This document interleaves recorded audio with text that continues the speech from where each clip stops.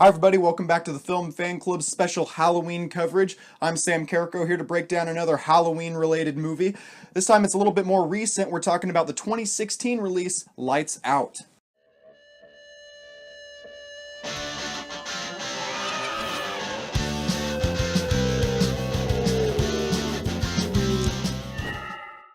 This movie is directed by David Sandberg. This is his first directorial feature film. He previously did the short film Lights Out, upon which this movie is based. And this film basically takes the idea of when you turn out the lights, there's something there. And everyone's kind of felt it. The short film really kind of shows what it's like whenever you turn off the light and you see something, you turn it back on, nothing's there, but you could swear you see it whenever you turn off the lights, and that's what this film really expands upon. And I love it when horror movies do that. It takes that little thing in the back of your mind and it makes basically turns this whole phobia into a full story, and I really love the way that they're able to do that.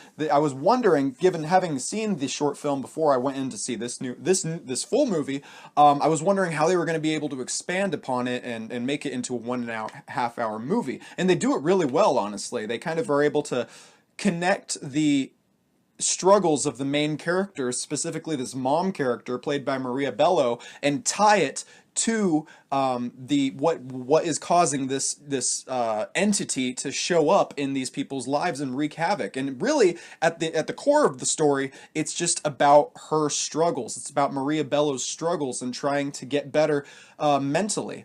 That being said, it's a really cool setup. They kind of fall through a little bit with that element of the plot later on.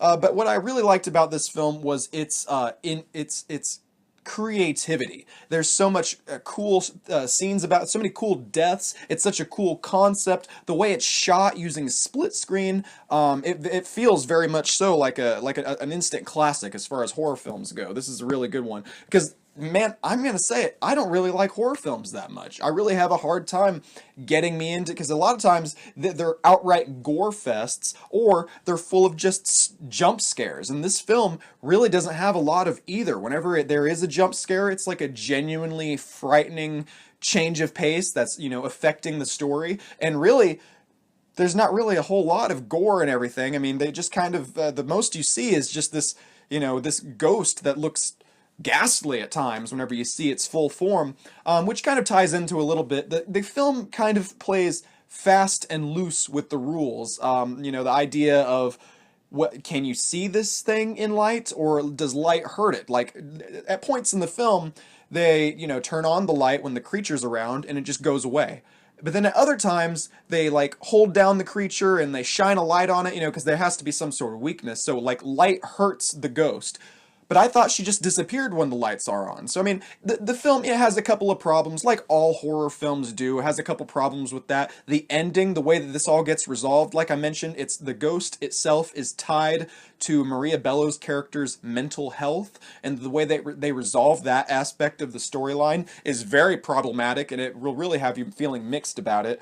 That's the main thing that brings this film down a couple notches for me, because other than that, I just loved it. I loved the atmosphere. I love there's this one scene where a character wakes up in the middle of the night and sees this ghost. That is just the most terrifying scene that I've seen in a horror movie in a really long time. So when it comes to scaring the audience, and like I said earlier, just taking that little thing in the back of your mind and expanding on it and making this whole story out of it, out of something that's a pretty common fear, I think, for most people, this works really well. I really enjoyed getting to see, I really liked the short film, and then seeing it expanded upon in this new movie, I think it worked out really well. Like I said, it's not perfect. It falls into a couple of horror movie tropes that are kind of hard to get past, or not hard to get past, but you kind of have to suspend your disbelief a little bit. Some of the characters are stock characters and some of the aforementioned stuff, but overall, this was a really fun, scary experience for me. It did what I think a horror film should do, which is be scary first and foremost. And the fact that it wasn't cheesy and didn't have to resort to, jump scares or gore,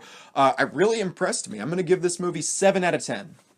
Well, thanks for checking this video out, guys. If you liked it, make sure you subscribe to this YouTube channel for more content like this. If horror movies aren't really your thing, but you still want to feel spooky, I've also got reviews of Little Shop of Horrors, Scooby-Doo on Zombie Island, some more fun kind of movies that are still Halloween related if you want to check those out. So again, subscribe to this YouTube channel and follow me on Twitter and Instagram as well while you're at it, at Samuel D. Carrico, and I'll see you in the next video. Thanks again.